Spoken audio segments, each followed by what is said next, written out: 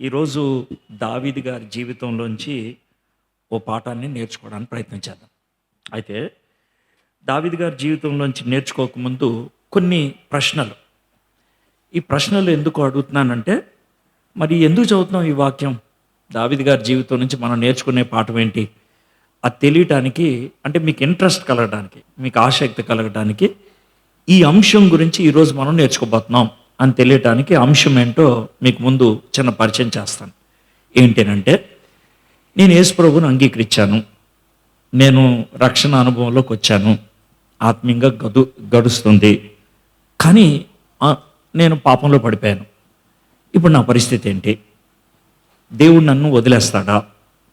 నేను అలాగే ఒకవేళ చచ్చిపోతానా? నేను రక్షణ కోల్పోతానా? నేను నరకానికి వెళ్ళిపోతానా? ఇలాంటి భయాలు ఉంటాయి కొంతమందికి. మరి కొంతమంది ఏమనుకుంటారంటే, అలా ఏం కాదు, నేను రక్షింపబడ్డాను కదా, ఎలా జీవించినా పర్లేదు, దేవుడు నన్ను పరలోకానికి తీసుకెళ్తాడు, ఎట్లా అయినా ఆయన మాట తప్పేవాడు కాదు కదా అని ఆలోచించేవాళ్ళు మరికొంతమంది. మరి ఈ రెండిట్లో ఏది వాస్తవం? ఏది మనం నేర్చుకోగలిగేటువంటి పాఠం? ఇది మనం తెలుసుకోవాల్సిన ప్రయత్నం. ఇంకొంతమంది ఏమని అడుగుతారంటే, ఏమండి, ఒక వ్యక్తి విశ్వాసి, ఆ వ్యక్తి పడిపోతాడా? పడిపోతే అతను విశ్వాసేనా అసలు? ఇది మరికొంతమందికి ఉండేటువంటి ప్రశ్న. ఈ ప్రశ్నలకి ఈరోజు మనం సాక్షాత్తు దావీదు జీవితాన్ని నుంచి నేర్చుకోబోతున్నాం. దావీదు జీవితాన్ని ఎందుకు తీసుకున్నాను అంటే, దేవుడు దావీదుకి ఇచ్చినటువంటి గొప్ప బిరుదు, లేకపోతే గొప్ప ప్రశంస ఏంటనంటే, నా హృదయానుసారుడు, నేను చాలా ఇష్టపడేవాడు అని అన్నాడు. అలాంటి దావీదు జీవితంలో జరిగిన విషయాలు కనుక మనం చూస్తే మనకి చాలా పాఠాలు నేర్చుకోవడానికి అవకాశం ఉంటుంది. అర్థమైంది కదండి? అయితే నేను ముందు ఒక మాట చెప్పాలి. ఎవరైనా యేసు ప్రభుని సొంత రక్షకుడిగా అంగీకరిస్తే, ఖచ్చితంగా కొన్ని విషయాలు జరగాలి. జరగకపోతే వాళ్ళు యేసు ప్రభుని అంగీకరించినట్లు కాదు, వాళ్ళు రక్షింపబడిన వాళ్ళు కాదు. ఏంటి సార్ అని అంటే కనుక, నా ఆత్మ లేనివాడు నావాడు కాదు. అంటే ఏంటి? యేసు ప్రభుని సొంత రక్షకుడిగా అంగీకరించిన వారిలో ఎవరుంటారు? పరిశుద్ధాత్ముడు ఉంటాడు. నాలో పరిశుద్ధాత్ముడు లేడు అని అంటే వాడు విశ్వాసి కాదు. ఎందుకంటే బైబిల్ చాలా స్పష్టంగా చెప్తుంది, మారు మనసు పొందటానికి మనలోకి వచ్చి పనిచేసేవాడే పరిశుద్ధాత్ముడు. మనల్ని పాపం విషయం, నీతి విషయం, తీర్పు విషయం ఒప్పింప చేసేవాడు పరిశుద్ధాత్ముడు. కాబట్టి ఆ రోజు నుంచి పరిశుద్ధాత్ముడు మనలోనే ఉంటాడు, మనల్ని విడిచి వెళ్ళిపోడు. అయితే పరిశుద్ధాత్ముడు మనలో ఉంటాడు కాబట్టి మనం ఒకవేళ పాపం చేయాలి అనుకుంటే ఆయన వద్దంటాడు, లా నుండి వద్దంటాడు. దాన్నే మనం పోరాటం అంటాం. పాపం చేయాలని మనకు అనిపిస్తుంది, చెయ్యొద్దని పరిశుద్ధాత్ముడు అంటాడు. ఈ రెండిటికి మధ్యన జరిగేటువంటి పోరాటం హృదయంలో జరుగుద్ది. ఒకవేళ ఆ పోరాటంలో మనం ఓడిపోయి పరిశుద్ధాత్ముడి మాట కాదని పాపం చేస్తే పరిశుద్ధాత్ముడు మనల్ని వదిలేసి వెళ్ళిపోడు. పరిశుద్ధాత్ముడు ఏడుస్తూ ఉంటాడు లోన. అందుకనే బైబిల్లో ఏమని ఉంటుంది అంటే, పరిశుద్ధాత్మని దుఃఖపరచొద్దు అని ఉంటుంది. ఎఫెసీయులకు రాసిన పత్రిక 4వ అధ్యాయంలో. ఎందుకు దుఃఖపరుస్తాం? ఆయనకి ఇష్టం లేని పని మనం చేసాం, ఆయన వద్దన్న పని మనం చేసాం, అంతేగాని ఆయన వెళ్ళిపోడు, ఆయన మనలోనే ఉంటాడు. కాబట్టి లోన ఆయన ఏడుస్తూ ఉన్నప్పుడు విశ్వాసి హ్యాపీగా ఉండలేడు. ఎలా ఉంటుందంటే, ఆయన విశ్వాసి జీవితం నీళ్ళల్లోంచి చేప బయటకు వస్తే ఏం చేస్తుంది? కొట్టుకుంటుంది. ఎలా కొట్టుకుంటుంది? మళ్ళీ నీళ్ళలోకి వెళ్ళేదాకా కొట్టుకుంటుంది. అదేవిధంగా పరిశుద్ధాత్మని దుఃఖపరిచినటువంటి విశ్వాసి ఆ విధంగా కొట్టుకుంటూ ఉంటాడు, ఉండలేడు, సంతోషంగా ఉండలేడు. పరిశుద్ధాత్ముడు లోన్ నుంచి మనల్ని ఒత్తిడి కలిగిస్తూ ఉంటాడు, నువ్వు వెనక్కి వచ్చేయాలి, నువ్వు వెనక్కి వచ్చేయాలి, నువ్వు వెనక్కి వచ్చేయాలి. అదే అవిశ్వాసి పాపం చేశాడు అనుకోండి, వాడికి ఆ బాధ ఉండదు. విశ్వాసి పాపం చేస్తే, విశ్వాసి తప్పు చేస్తే లోన్ నుంచి ఆ ఒత్తిడి కలుగుతూ ఉంటుంది. కాబట్టి నాకు ఆ ఒత్తిడి లేదండి, పాపం చేసిన తర్వాత కూడా నాకు బాగానే అనిపిస్తుందండి అని అంటే నువ్వు బహుశా విశ్వాసి కాదేమో, నీలో పరిశుద్ధాత్ముడు లేడేమో, నువ్వు ఉన్నాడు అనుకున్నావేమో, నేను మారుమనసు పొందాను అనుకున్నావేమో. ఇది మొదటి విషయం. రెండో విషయం ఏంటంటే, మనం యేసు ప్రభుని సొంత రక్షకుడిగా అంగీకరించగానే బైబిల్లో ఉన్నటువంటి ఖచ్చితమైన మాటలు ఏంటనంటే, యేసు ప్రభు వారు అన్నారు, నీ పేరు నా అరిచేతిలో చెక్కుకున్నాను. మీరు మీరు ఎలా చెప్పేస్తున్నారు అంటే ఇది మాకు తెలుసండి అని. వెరీ గుడ్, నేనేం కల్పించి చెప్పట్లేదు, రైట్? కాబట్టి యేసు ప్రభు వారి యొక్క అరిచేతిలో నా పేరు చెప్పుకున్నప్పుడు, నేను పాపం చేసి దూరంకి వెళ్ళినప్పుడు, నా పేరును చూసినప్పుడు ఆయనకేం కలుగుద్ది? దుఃఖం కలుగుద్ది, బాధ కలుగుద్ది. కాబట్టి మనం తప్పిపోయిన పరిస్థితుల్లోంచి వెనక్కి లాక్కు రావడానికి ఆయన సాయశక్తిలో కృషి చేస్తాడు. ఆయన అన్ని విధాల ప్రయత్నం చేస్తాడు. ఎలా ప్రయత్నం చేస్తాడు?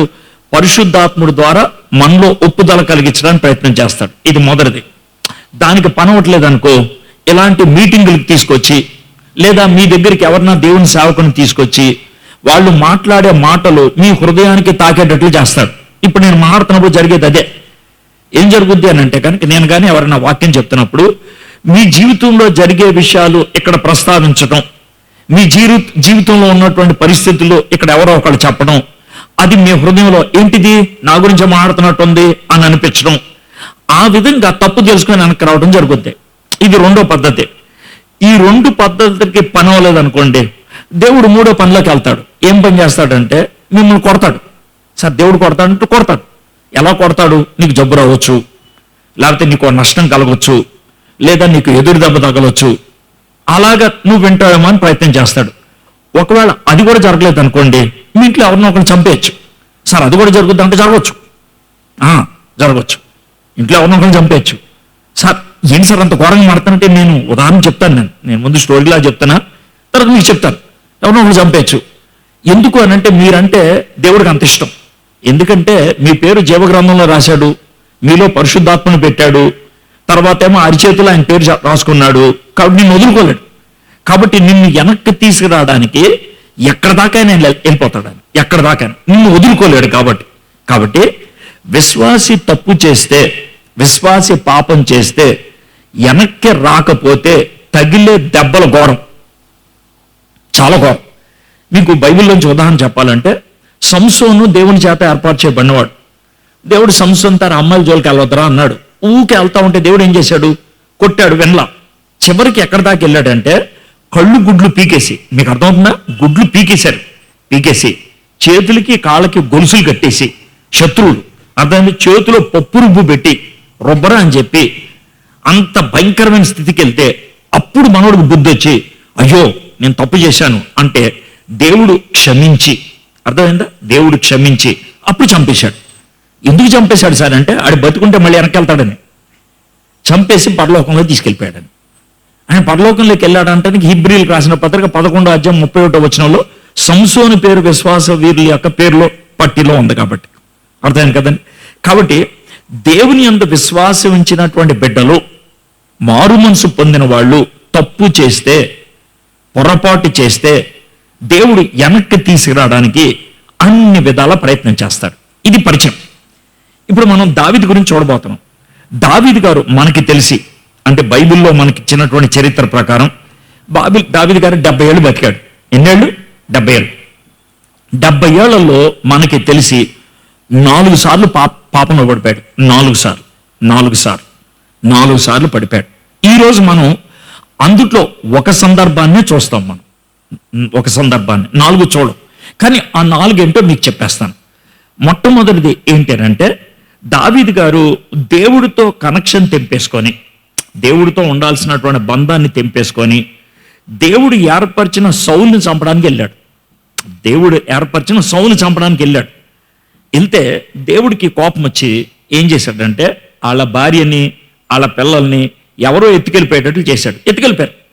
అప్పుడు బుద్ధి వచ్చి దేవుడిని దగ్గరకు వచ్చి క్షమాపణ అడిగి వెనక్కి తెచ్చుకున్నాడు. ఇది మొదటిది. రెండోది, ఆయన దేవుడితో మళ్ళీ కనెక్షన్ కొంచెం తెంపేసుకొని కాస్త గర్వం వచ్చి మంచి పనే చేద్దాం అనుకున్నాడు. మందసాన్ని ఊర్లోకి తీసుకొచ్చి పెట్టేద్దాం, నా సింహాసనం పక్కన ఉంటే కనుక అందరూ కూడా మందసాన్ని చూడటానికి వస్తారు, దాంతోపాటు నన్ను కూడా సలం కొడతారనేసి మందసాన్ని పక్క తెచ్చి పెట్టుకుందాం అని అనుకున్నాడు. అయితే ఈ ప్రయత్నంలో దేవుడు చెప్పిన పద్ధతులను వదిలేశాడు. కహాతీలు మాత్రమే మందసం మొయ్యాలి, అది కూడా భుజాల మీద మొయ్యాలి. ఈయనేం చేశాడు? ఎద్దుల బండి ఒకటి తీసుకొచ్చి దాని మీద మందసం పెట్టించాడు. అలా చేయకూడదు, పద్ధతి అది. అందుకనే ఒక వ్యక్తి చచ్చిపోయాడు, ఉజ్జా అనేవాడు చచ్చిపోయాడు. అప్పుడు బుద్ధి వచ్చింది దావీదుకి. ఒకడు చచ్చిపోతే బుద్ధి వచ్చింది. అప్పుడు ప్రభువా నన్ను క్షమించని కహాతీలతో మోయించాడు. ఇది రెండోది. మూడోది, నేను అందరికీ తెలిసిన విషయం ఏంటనంటే, యుద్ధానికి వెళ్ళాల్సినోడు వెళ్ళాల, చేయాల్సిన పని చేయలేదు. చేయాల్సిన పని ఎప్పుడైతే చెయ్యమో చేయకూడని పని చేస్తాం. తర్వాత ఏం చేశాడు, మేడ మీద తిరుగుతూ ఉంటే ఒక అమ్మాయి స్నానం చేస్తూ ఉంటే చూసి ఆ అమ్మాయితో వ్యభిచారం చేశాడు.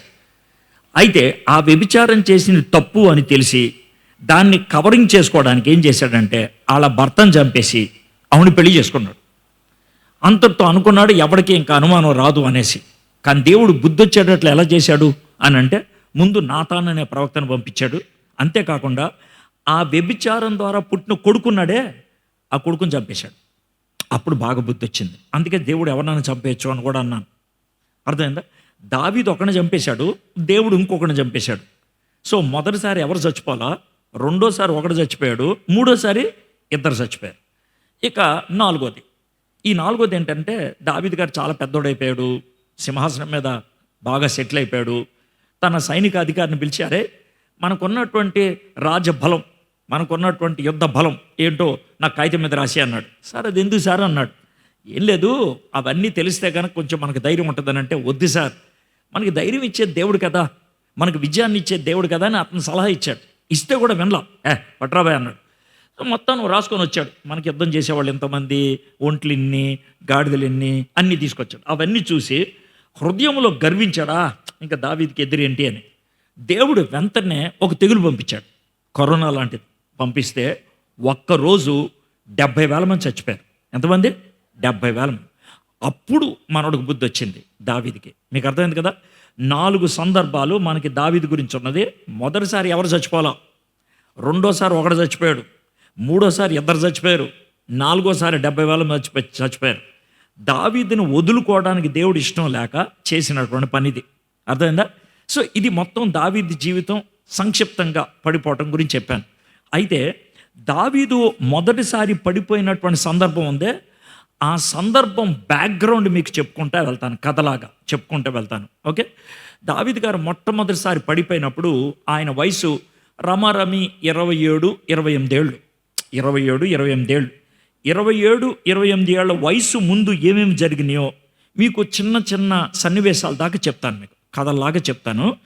ఆ తర్వాత 27 ఏళ్ళప్పుడు ఆయన పడిపోయాడే, ఆ పడిపోవడం ఎలా జరిగిందో మీకు చెప్తాను. తర్వాత పడిపోయిన తర్వాత ఎంత దూరం వెళ్ళిపోయాడో చెప్తాను. తర్వాత వెనక్కి తీసుకురావడానికి దేవుడు ఏం చేశాడో కూడా మీకు చెప్తాను. ఇది మీకు కథలాగా చెప్పేది. ఓకే, నేను మొదటి సమయాల గ్రంథం 31 అధ్యాయాలు ఉంటుంది.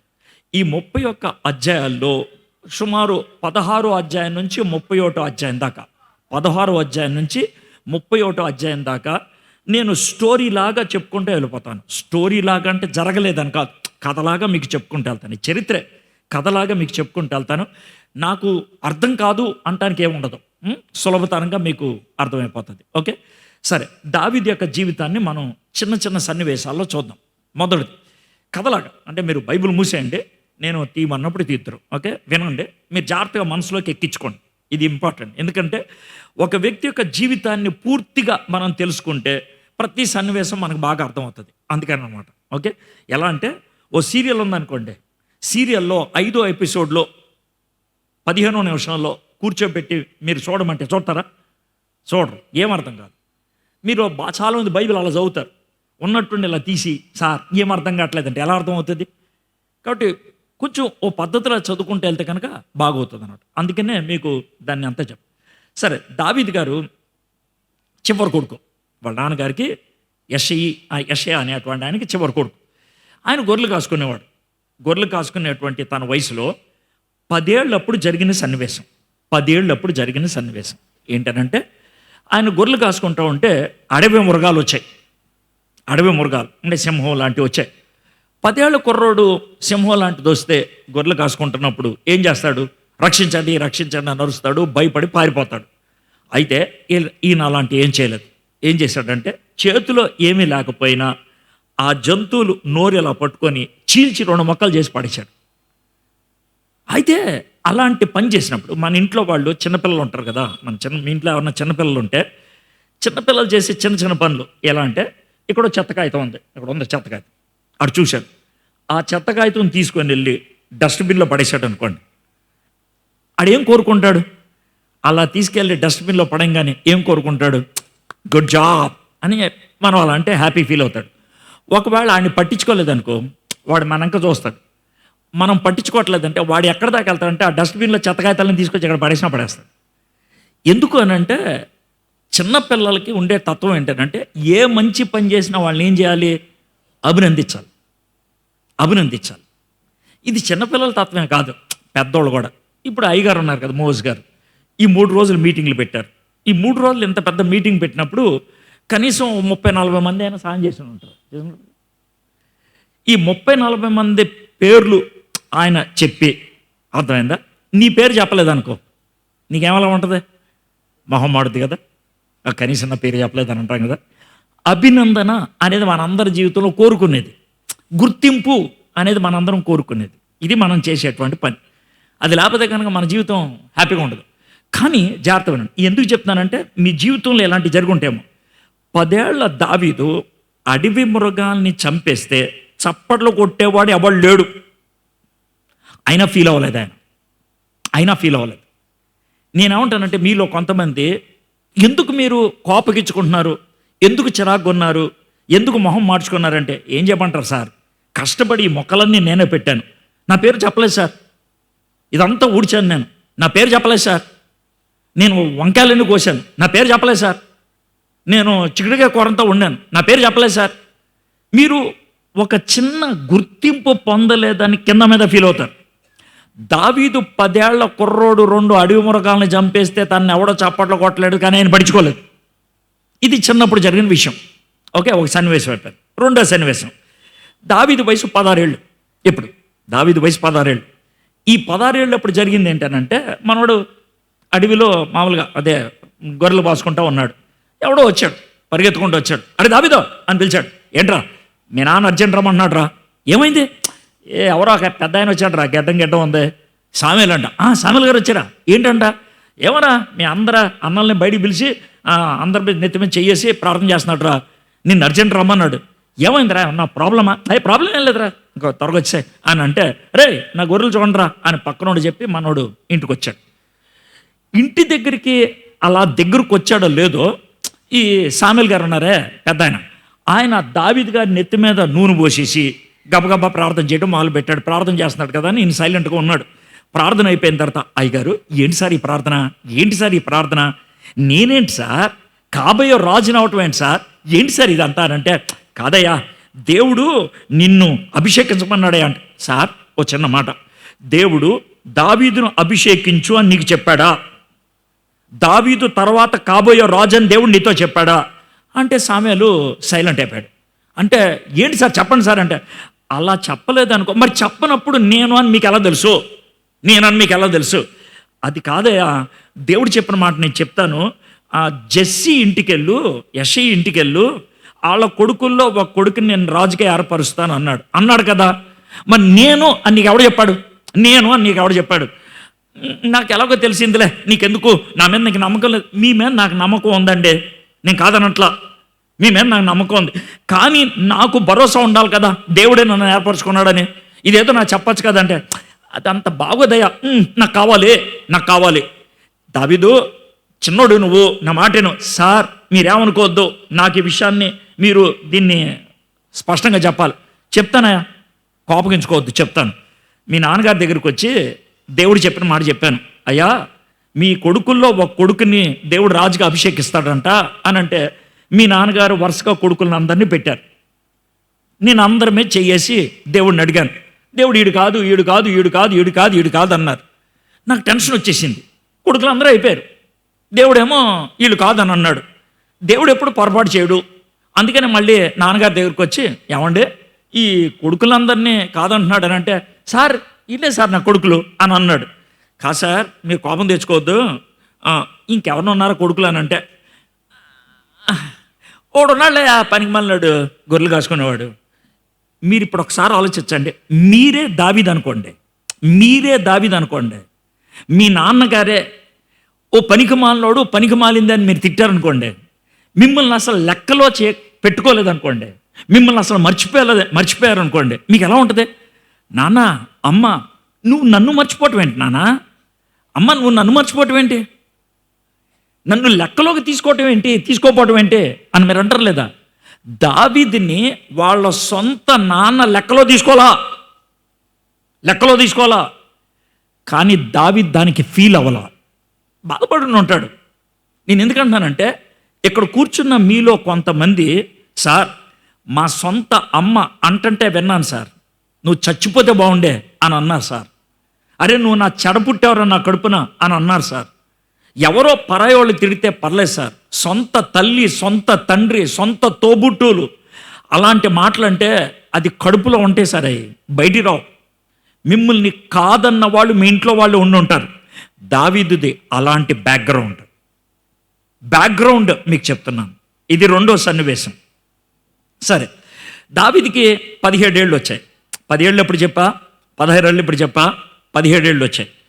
వాళ్ళ నాన్నగారు పిలిచి, అమ్మ పిలిచి, అరే అన్నోళ్ళు యుద్ధానికి వెళ్ళారు, ఓ పంచే యుద్ధంకి వెళ్ళి చాలా రోజులు అయిపోయింది, కొంచెం భోజనం అయి కట్టింది మమ్మీ, వెళ్ళి చూసి యోగక్షేమాలు కనుక్కొని రా అని అన్నారు.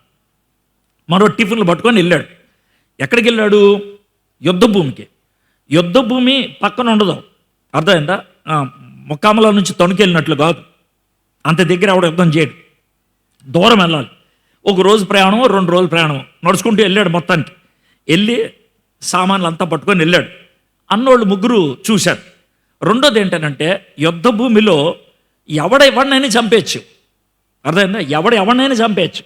కాబట్టి అలాంటి భయానకమైన ప్రదేశానికి అంటే ఏమాత్రం భద్రత లేని ప్రదేశానికి ఫుడ్ పట్టుకొని వెళ్ళాడు ఈయన. పట్టుకొని వెళ్తే వాళ్ళ అన్నోళ్ళు చూసి, అరే ఫుడ్ తెచ్చావా, అమ్మ ఎలా ఉంది, నాన్న ఎలా ఉన్నారు, ఇది కదా అడగాల్సింది. రేపు పనికి మొన్నడం ఎందుకు వచ్చావురా, ఆ గొర్రెలు ఎవరికి ఇచ్చి వచ్చావు, గొర్రెలు వదిలేసామని ఎవడన్నాడు రా, పనికి మొన్నడం యుద్ధానికి వచ్చావా, ఎలా ఉండదు చూడండి. 17 ఏళ్ళప్పుడు కష్టపడి దావీదు అంత దూరం నడుచుకొని ఫుడ్ తీసుకెళ్ళి అన్నోళ్ళకి ఇస్తే, అన్నోళ్ళు తిట్టేస్తే ఎలా ఉండదు చూడండి. మన ఇళ్లలో కూడా తోబుట్టువుల మధ్యన ఫైటింగ్స్ ఉంటాయి. ప్రపంచంలో ఎవరితో అయినా కూడా సరదాగా మాట్లాడతాం, ప్రపంచంలో ఎవరి దగ్గరైనా మన విషయాలు చెప్పుకుంటాం. మన సొంత అన్న, సొంత అక్క, సొంత చెల్లి, సొంత తమ్ముడు, వాళ్ళతో మనం సరిగ్గా మాట్లాడలేం, వాళ్ళతో మనకి సంబంధాలు సరిగ్గా ఉండవు, ముఖం చూసుకోలేం. ఎంత దరిద్రం అంటే తమ్ముడితో మాట్లాడించడానికి ఎవడో పక్కంటోడు వస్తాడు, చెల్లితో మాట్లాడటానికి ఎవరో పాస్టర్ గారు వచ్చి మధ్యవర్తిత్వం చేస్తారు. వైరం కుటుంబాలలో ఉన్నది. దావీదు అలాంటి వైరాల మధ్యన జీవించాడు. ఆయన సొంత అన్నలు చీకొట్టారు, ఆయన చిన్నప్పుడు అభినందించలేదు, ఇంకొంచెం పెద్ద అయిన తర్వాత నాన్న గుర్తించలేదు, ఆ తర్వాత సొంత తోబుట్టులు తన్ని చేదరించుకున్నారు. సరే, ఆ తర్వాత దావీదు గారు స్టోరీ మొత్తంలాగా చెప్పేస్తున్నాను అంతే, చిన్న చిన్న ముక్కలు. మీకు తెలిసిన విషయంగా దావీదు గారు గొలియాతుని చంపేశాడు, తెలిసిందే కదా మీకు. గొలియాతుని చంపేసిన తర్వాత బయట అందరూ కూడా జేజాలు జెండాలు వేసుకొని అరుస్తున్నారు. సౌలు గారు, రాజుగారు కిటికీలను చూడటం మొదలుపెట్టారు. సౌలు గారు 1000 మందిని చంపారు. వెరీ గుడ్ అనుకున్నాడు సౌలు. దాని తర్వాత దావీదు గారు 10,000 మంది. నాకు 1000, ఆడికి 10,000, ఆడేవాడు బచ్చగాడు, వాడేవాడు, నాకే విధంగా అంటాం. సౌలుకి దావీదు మీద ఏమొచ్చింది? కుళ్ళు, కచ్చి, అంతేకాదు ఇంకొంచెం ఆలోచిస్తే భయం. ఎందుకంటే దావీదు కనుక ఒకవేళ రాజు అయితే నా కొడుకు ఏమవుతాడు? నా కొడుకు యోనాతాన్ ఏమైపోతాడు? అనామకుడైపోతాడు. ఎలాగ నేను వదిలేయడానికి వీలేదని జాగ్రత్త అన్నాడు. దావీదుకి 17 ఏళ్ల నుంచి ఒకే ఒక పనిలో ఉన్నాడు సౌలు. ఏంటి ఆ పని అంటే దావీదుని చంపేయాలి.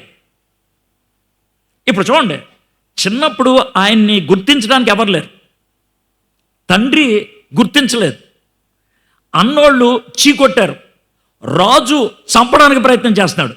ఇక దావీదు పరిస్థితి ఏంటంటే, ఒకవేళ దావీదు లాంటి స్థితిలో నేనుంటే నేను ఏమని ప్రార్థన చేసి ఉండేవాడిని అంటే, ప్రభా నేను ఇంత పరిచర్య చేస్తున్నాను, నాకు చప్పట్లు కొట్టేవాడు ఎవడు లేడు, నాన్న నన్ను గుర్తించట్లేదు, తోబుట్టులు నన్ను చీకొట్టారు, నేను ఏ ప్రభుత్వం దగ్గర ఉన్నానో ఆ ప్రభుత్వం నన్ను చంపేయాలని చూస్తుంది, ఎందుకు ప్రభా ఈ జీవితం అని ఉండేవాడినేమో. కానీ దావీదు అలా అనలేదు. దావీదు 17వ ఏట నుంచి 27వ ఏట వరకు 10 ఏళ్ళు సౌలు అతన్ని వెంటాడుతున్నా, సౌలు తనను చంపడానికి ప్రయత్నం చేస్తున్నా తప్పించుకుంటూ తిరిగాడే కానీ సౌలు మీద ఆయన ఏమాత్రం కూడా నెగటివ్గా చెడ్డగా మాట్లాడాడు. ఓ 2 సందర్భాలు మీకు చెప్తాను, 2 సందర్భాలు. ఓకే, ఇప్పుడు బైబిల్ తీయండి. సమూయేలు గ్రంథం మొదటి గ్రంథం 24వ అధ్యాయం. మొదటి సమూయేలు 24వ అధ్యాయం. దావీదుకి 24 ఏళ్ళు వచ్చాయి. అంటే సౌలు గారు చంపటం మొదలుపెట్టి 7 ఏళ్ళు అయింది. 7 ఏళ్ళు అయింది. ఏం జరిగిందో చూద్దాం. 24వ అధ్యాయం మొదటి వచనం. సౌలు ఫిలిస్తీన్లను తరుముట మాని తిరిగి రాగా దావీదు ఎన్గెది అరణ్యమందున్నాడని అతనికి వర్తమానం వచ్చెను. ఇప్పుడు సౌలు గారు యుద్ధం చేసి వచ్చారు. యుద్ధంలో ఫిలిస్తీన్ల మీద గెలిచారు, తరుముట మాని తిరిగి వచ్చి ఇప్పుడు దావీదు కోసం వెతుకులాడుతున్నాడు. ఈ దావీదు ఎన్గెది అనేది ఒక ప్రదేశం, ఓ పెద్ద గుహ. జాగ్రత్త వినండి. ఓ పెద్ద గుహ. గుహ అంటే ఏంటి తెలుసా? రాయి ఉంటుంది, లోన సొరంగంలాగా ఉంటుంది.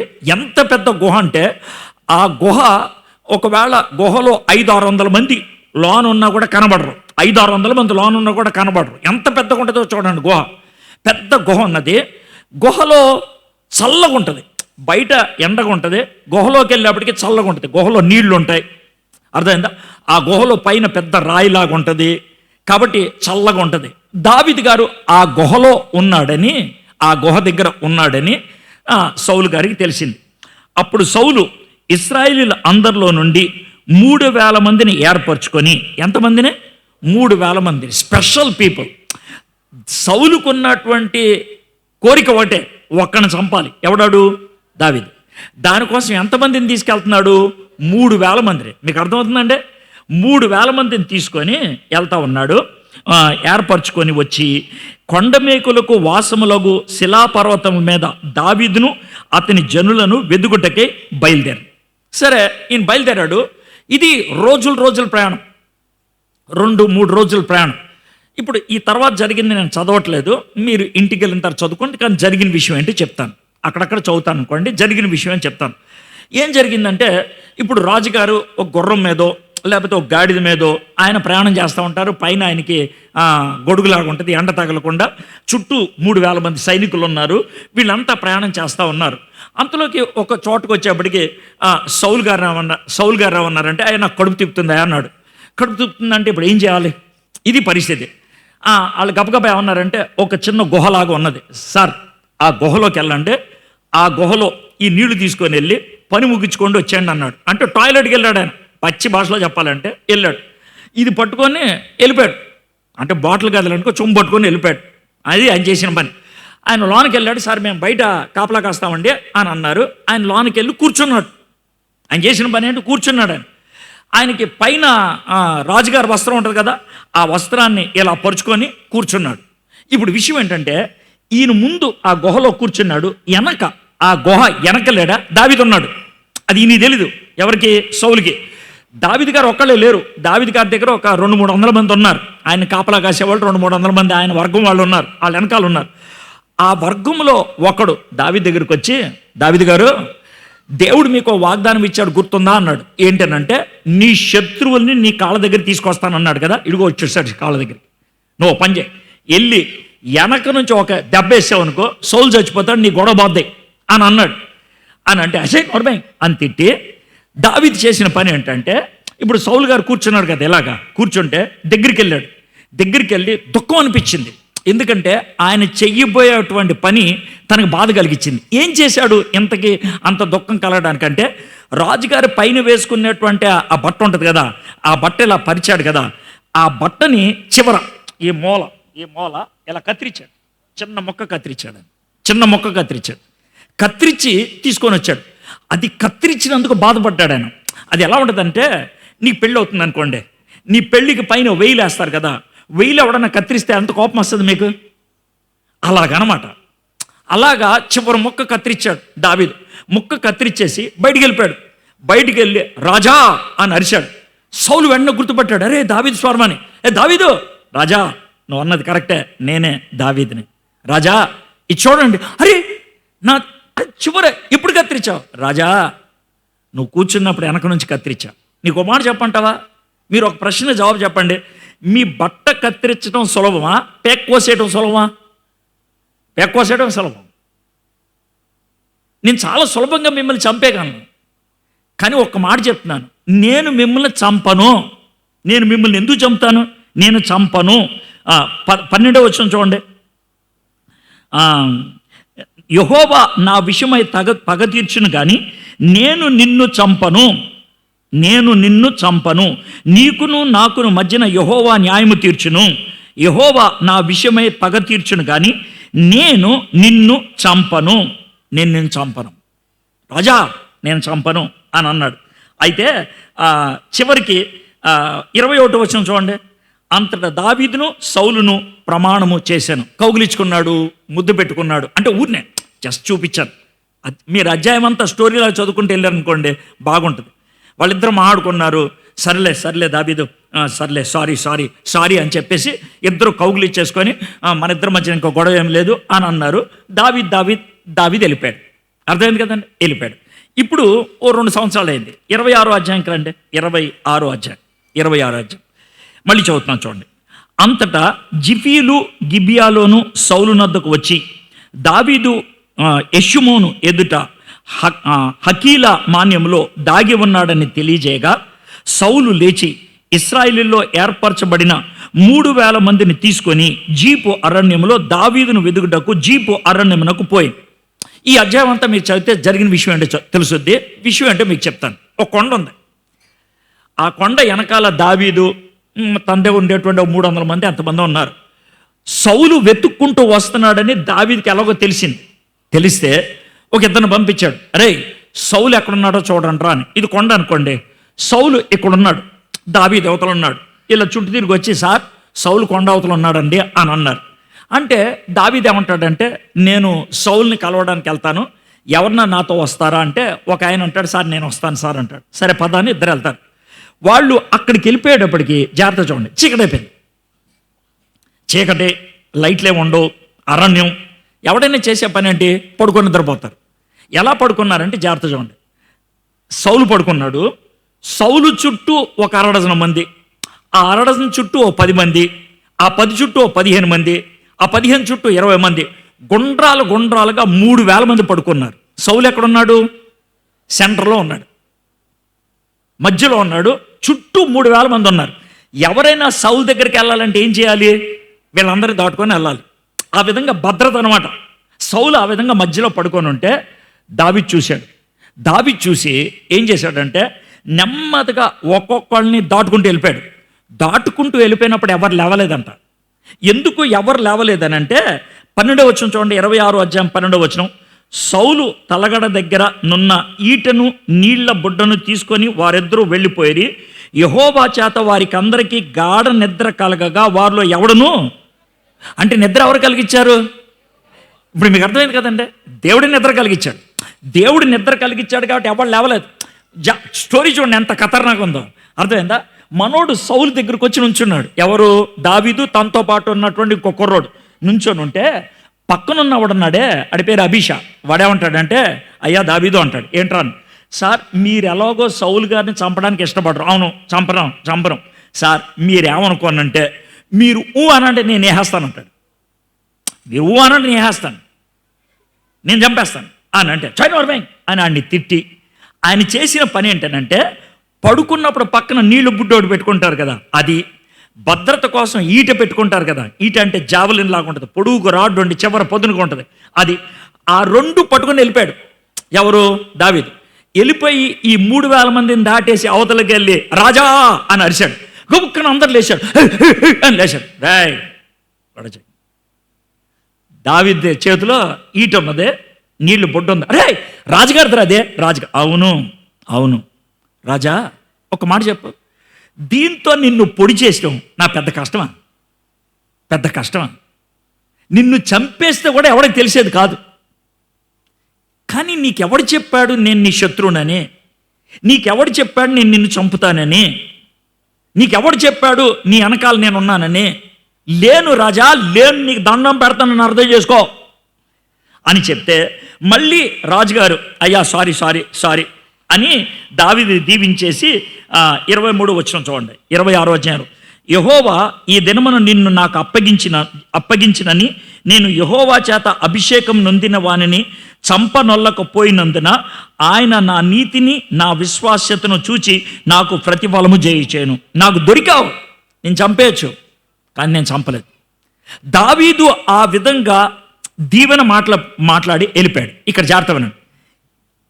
సమూయేలు గ్రంథం 16వ అధ్యాయం నుంచి 26వ అధ్యాయం దాకా మొత్తం 11 అధ్యాయాలు.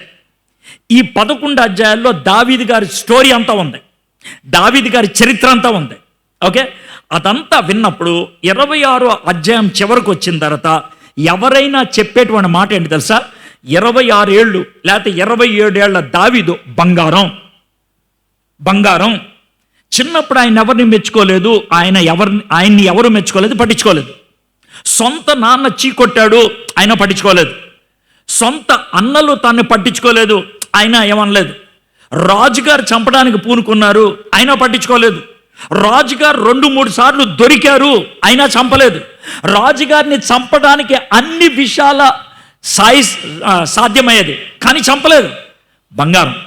బంగారం. మీకు వచ్చింది తెలుసా?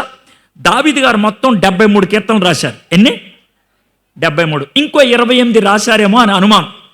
73 అయితే కనుక ఖచ్చితంగా పైన ఉంటాయి అనమాట దావీదు కీర్తన అని. 73 కీర్తన.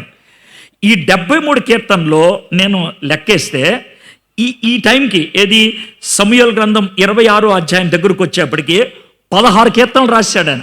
16 కీర్తనలు రాశాడు ఆయన. అందులో గొప్ప కీర్తనలు ఏంటి తెలుసా?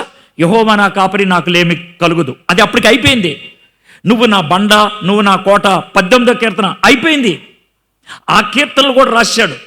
దేవుడితో చక్కటి సంబంధం ఉన్నటువంటి వ్యక్తి, పాటలు పాడితే దెయ్యాలు కూడా వెళ్ళిపోయేటువంటి గొప్ప శక్తివంతుడు, ఆత్మపూర్ణుడు దావీదు. బంగారం. ఇప్పుడు చూడండి, ఇంత పవిత్ర జీవితం జీవించే వ్యక్తి, ఇంత ఆత్మ ప్రేరణలో జీవించినటువంటి వ్యక్తి, ఇంతగా శక్తిని ప్రదర్శించినటువంటి వ్యక్తి 27వ అధ్యాయంలోకి వచ్చేప్పటికి ఏమైందో చూడండి. ఎందుకు చెప్తున్నాను తెలుసా? మీ జీవితంలో ఇలాంటి పరిస్థితి రావడానికి బాగుంటుంది, సాధ్యమవుతుంది. అంటే ఏంటంటే, ఈరోజు మీటింగ్లో ఉన్నాను, చాలా భక్తిభావంతో ఉన్నాను, మంచి వాక్యం విన్నాను, మంచి పాటలు విన్నాను, ఇంటికి వెళ్ళి 10 నిమిషాలు ప్రార్థన చేసుకున్నాను, చాలా బాగుంది. కానీ 2 రోజులు ఇది ఉంటుందా? ఒక రోజు ఇది ఉంటుందా? ఇలా విధంగా ఆత్మీయతలో నేను కొనసాగుతానా? ఎందుకు పడిపోతాను నేను? ప్రతిసారి మీటింగ్కి వచ్చినప్పుడు జరిగేది ఇదే. మీటింగ్లో ఉన్నప్పుడు పరలోకంలో ఉన్నట్లు ఉంటుంది. ఈ మీటింగ్ ఇంకో 2 రోజులు ఉంటే బాగుంటుంది. ఇంకొద్దిసేపు ఇలాగ కూర్చొని వాక్యం వింటే బాగుంటుంది అని ఉంటుంది. కానీ మీటింగ్ నుంచి ఇంటికి వెళ్తాను, 1 రోజు 2 రోజులు అవుద్ది, పడిపోతాను నేను. ఎందుకు ఇంత ఆత్మీయత నాలోకి వచ్చిన తర్వాత ఎందుకు పడిపోయాను నేను?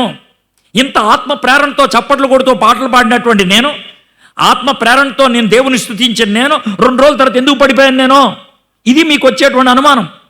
దావీదు 26 సంవత్సరాలు దేవుడితో అద్భుతంగా గడిపాడు. ఆయన అడవి మృగాల్ని చేత్తో చీల్చిపడేశాడు, గొలియాతుని చంపేశాడు, రాజుగారు దొరికితే చంపకుండా వదిలేశాడు. అలాంటి వ్యక్తి 27వ అధ్యాయం చూడండి. తర్వాత దావీదు, నేను ఇక్కడ నిల్చుటం మంచిది కాదు, ఏదో ఒక దినము నేను సౌలు చేత నాశనమగుదును, నేను ఫిలిస్తీన్ల దేశంలోకి తప్పించుకొని పోవుదును. అప్పుడు సౌలు ఇశ్రాయేలీల సరిహద్దుల్లో నన్ను వెదుకుట మానుకొనును గనుక నేను అతని చేతిలో నుండి తప్పించుకొద్దునని అనుకొని. చివరి మాట చూడండి, అనుకొని. చివరి మాట ఏంటి? అనుకొని అంటే ఏంటి? ఎవరిని చెప్పారు ఆయనకి? పోనీ నేను ఎవరికైనా చెప్పాడా? ఆయనతో ఎవరు చెప్పలా, ఆయన ఎవరికి చెప్పలా. తన హృదయంలో వచ్చిన ఆలోచన. ఏం ఆలోచన వచ్చింది? ఇంత భక్తి జీవితంలో ఉన్నటువంటి వ్యక్తికి ఏం ఆలోచన వచ్చింది? యెహోవా నా కాపరి, నాకు లేమి కలగదు అని కీర్తన రాసిన వాడికి ఏమొచ్చింది? నువ్వే నా బండ, నువ్వే నా కోట, నువ్వే నా ఆశ్రయదుర్గము అని పాట పాడిన వ్యక్తికి ఏమి ఆలోచన వచ్చింది? చూడండి మరోసారి. తర్వాత దావీదు, నేను ఇక్కడ నిలుచుట మంచిది కాదు, ఏదో ఒక దినమున నేను సౌలు చేత నాశనము. ఎవడు చెప్పాడు ఈయనకి? ఎక్కడి నుంచి వచ్చింది ఈ ఆలోచన? ఎలా పుట్టుకొచ్చింది ఈ భయం? ఎందుకు వచ్చింది ఈ అపనమ్మకం? ఎందుకు వచ్చింది ఈ అవిశ్వాసం? ఈయననా యెహోవా నా కాపరి, నాకు లేమి కలుగుదు అనే కీర్తన రాసినటువంటి ఆయన? ఈయననా నువ్వే నా ఆశ్రయ దుర్గము అనేటువంటి కీర్తన రాసినటువంటి ఆయన? ఇది మనకు వచ్చేటువంటి ప్రశ్న. ఈయననా? గుర్తుపెట్టుకోండి, దావీదంతటి వాడికి ఇలాంటి అనుమానం వచ్చింది. దావీదంతటి వాడు జారిపోయాడు. మనం జారిపోవటం పెద్ద విషయం కాదు. అయితే జారిపోవచ్చు అని నేను చెప్పట్లా, జారిపోవటం పర్లేదు అని నేను చెప్పట్లా. ఎందుకు జారిపోయాడు దావీదు? దేవుడు ఎందుకని దావీదు జీవితాన్ని మనకు ఆ విధమైన వివరణ ఇచ్చాడు? మనం అలా జారిపోకూడదని, మనం జాగ్రత్త తీసుకోవాలని. మనం జాగ్రత్త తీసుకుంటే కనుక మనము దావీదులాగా జారిపోకుండా ఉండగలుగుతాం. ఎందుకు జారిపోయాడు? తనకి డౌట్ వచ్చింది, అనుమానం వచ్చింది, అవిశ్వాసం కలిగింది. ఎవరి మీద? దేవుడి మీద. దావీదు మామూలోడు కాదు. ఆయన గొలియాతుని చంపేశాడు. ఆయన మామూలోడు కాదు. అడవి మృగాల్ని చంపేశాడు. మామూలోడు కాదు. సౌలు దొరికితే వదిలేశాడు. అలాంటి వ్యక్తి భయపడిపోయాడు. నువ్వు అనొచ్చు, సార్ నా జీవితంలో దేవుడు చాలా అద్భుతాలు చేశాడు. కరెక్టే. నాకు దేవుడు చాలా వాగ్దానాలు ఇచ్చాడు. కరెక్టే. నేను కూడా గంటలు గంటలు ప్రార్థన చేశా. కరెక్టే. దావీదు కూడా అలాంటోడే. కానీ ఎందుకు వచ్చింది అనుమానం? ఎందుకు వచ్చింది ఆ విధమైన ఆలోచన చూడండి ఎలాంటిదో. ఇక్కడ నిల్చుట మంచిది కాదు. ఏదో ఒక దినమున నేను సౌలు చేత నాశనం అవుతానేమో అంటలా. ఖచ్చితంగా అయిపోతే నన్ను వాడు చంపేస్తాడు. మీలో ఎన్నిసార్లు ఈ మాట అనలేదు, ఇంకా నేను ఇంకా భరించలేను సార్, ఇంకా తట్టుకోలేను సార్, ఇక అయిపోయింది. మీరు అనేస్తారు ఆ మాట. ఎంతకాలం భరిస్తాం సార్? ఇది ఎంతకాలం ఓపిక పడతాం సార్? ఇక అయిపోయింది నా బతుకు. మీరే ఒక మాట రాసి పాడేస్తారు, అయిపోయింది ఇక, ఆమేన్. అది ఇక్కడ జరిగిన విషయం. అని నన్ను లేపేస్తాడు, సౌలు నన్ను చంపేస్తాడు, అయిపోయింది. మీలో ఎంతమందికి ఇలాంటి భయాలు ఉంటాయో తెలుసా? అయిపోయింది సార్, ఇక అయిపోయింది నా బతుకో, అయిపోయింది. దావీదు అలాంటి మాట అంటున్నాడు. ఇంకేమన్నాడు తెలుసా? నేను ఫిలిస్తీన్ల దేశంలోనికి తప్పించుకొని పోదును. ఫిలిస్తీన్లు ఎవరో? నెంబర్ 1 శత్రువులు. ఎవరికి? దావీదుకి. ఫిలిస్తీన్లలోంచే కదా గొలియాతు వచ్చింది. గొలియాతుని చూసినప్పుడే కదా దావీదు కోపం వచ్చింది. ఎవరైతే ఆయనకి శత్రువులో, సౌలు అంటే భయం వేసినప్పుడు ఎవరి దగ్గరికి వెళ్దాం అనుకున్నాడు? శత్రువుల దగ్గరికి వెళ్దాం అనుకుంటున్నాడు. గుర్తుపెట్టుకోండి, దేవుడితో కనెక్షన్ తెగిపోతే, దేవుడి మీద ఉండాల్సిన విశ్వాసం పోతే, దేవుని వాక్యం నీ హృదయంలో విశ్వాసాన్ని నిలబెట్టకపోతే నీలోకి భయం వస్తుంది. గుర్తుపెట్టుకోండి, దేవుని వాక్యం లేకపోతే అవిశ్వాసం వస్తే భయం వస్తే చేసే పని ఏంటి తెలుసా? బుర్ర పని చేయదు. భయములో బుర్ర పని చేయదు. మీలో చాలామంది ఏమంటారు తెలుసా? భయం వేసింది, ఏం చేయాలో అర్థం కాలేదు, అలా వెళ్ళిపోయాను నేను. భయం వేసింది, ఎవరి దగ్గరికి వెళ్ళాలో తెలియదు, వాడి దగ్గరికి వెళ్ళాను, మాట్లాడేశాను. భయం వేసింది, ఎక్కడికి వెళ్ళాలో తెలియలేదు, అందుకే ఈ పని చేశాను. భయంలో నువ్వు తీసుకునేటువంటి నిర్ణయాలు 100% రాంగ్ ఉంటాయి. భయం వేసింది మనోడికి. భయం వేసి ఎక్కడికి వెళ్ళిపోతాం అనుకున్నాడు తెలుసా? లాభం లేదు, ఫిలిస్తీన్ల దగ్గరికి వెళ్ళిపోతాను, వాళ్ళే నన్ను బాగా కాపాడతారు. మనలో చాలామంది భయం వేసి దేవుడితో కనెక్షన్ తెగిపోతే, విశ్వాసం కోల్పోతే, గుర్తుపెట్టుకోండి, పాత అలవాట్ల దగ్గరికి వెళ్తాం. పాత అలవాట్లు. తాగుబోతూ వదిలేసి వచ్చాడు, దేవునిలో ఎదుగుతున్నాడు. కొన్ని రోజులైన తర్వాత వాక్యం చదవడం మానేశాడు, బలహీనమైపోయింది, అవిశ్వాసం చోటు చేసింది, దాంతో మనసు పీకలాడుతూ మొదలుపెట్టింది. ఎక్కడికి వెళ్తాడు? మళ్ళీ తాగుడికి వెళ్తాడు. నీకు ఇదివరకు ఒక సెటప్ ఉంది, ఆ సెటప్ను వదిలేసావు, పవిత్రంగా జీవిస్తున్నావు. మనసు ఒకసారికి వచ్చేప్పటికి వాక్యాన్ని వదిలేసావు, అవిశ్వాసం వచ్చింది, మళ్ళీ వెళ్ళిపోతావు. మీలో చాలామంది ఇది వరకు ఏ పాపానికి బానిసలో, విశ్వాసము తక్కువైనప్పుడు, భయం మీలోకి వచ్చినప్పుడు, అనుమానం రేకెత్తినప్పుడు మీరు చేసిన పని మళ్ళీ అక్కడికి వెళ్ళటమే. దావీదు ఫిలిస్తీన్ల దగ్గరికి వెళ్ళిపోదాం అనుకున్నాడు. ఫిలిస్తీన్ల దగ్గరికి, శత్రువులు, నేను ఎవరి దగ్గరికి వెళ్తున్నాను ఏమి ఆలోచించట్లేదు. ఏమన్నాడు? అప్పుడు సౌలు, ఇశ్రాయేలీయుల సరిహద్దుల్లో నన్ను వెదుకుట మానుకొనును గనుక నేను అతని చేతిలో నుండి తప్పించదును అనుకొని వెళ్ళిపోయాడు ఫిలిస్తీన్ల దగ్గరికి. ఎలా వెళ్ళాడు? ఆయన ఒక నిర్ణయం తీసుకున్నప్పుడు, అది తప్పుడు నిర్ణయం అన్నప్పుడు, ఆ తప్పుడు నిర్ణయం నెరవేర్చుకోవడానికి ఎన్ని అబద్ధాలైనా ఆడతారు, ఎన్ని తప్పుడు పనులైనా చేస్తారు. ఏం చేశాడు చూద్దాం. వెళ్ళాడు ఫిలిస్తీన్ల దగ్గరికి. దావీదు వెళ్తే ఫిలిస్తీన్లు ఒప్పుకుంటారా? చంపేస్తారు. అందుకే ఎలా వెళ్ళాడు సార్? ఎలా వెళ్ళాడు? అదేంటి సార్ అలాగే వెళ్ళాడు. ఇక్కడ నుంచి సొల్లు కాల్చుకుంటే ఎలా వెళ్ళే ఆడ కూర్చున్నాడు. ఏమైందిరా దావీదికి? సార్ దావీదికి పిచ్చెక్కింది. అవునా? పిచ్చోడు అయిపోయాడు సార్. అవునా?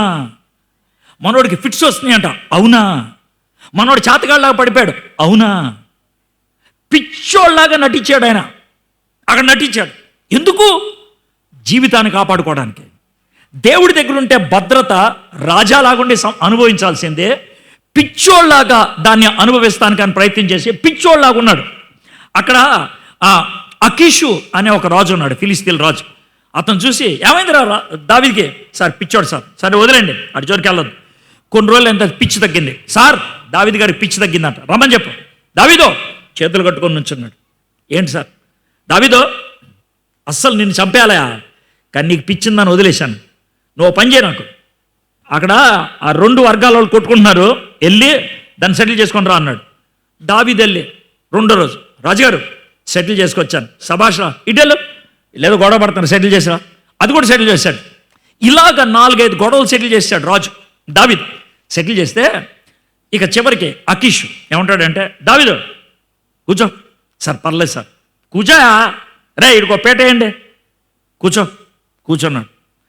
మరే నీకు నేను ఒక ఉద్యోగం ఖరారు చేశానా? అవునండి. చాలా వందనాలు సార్.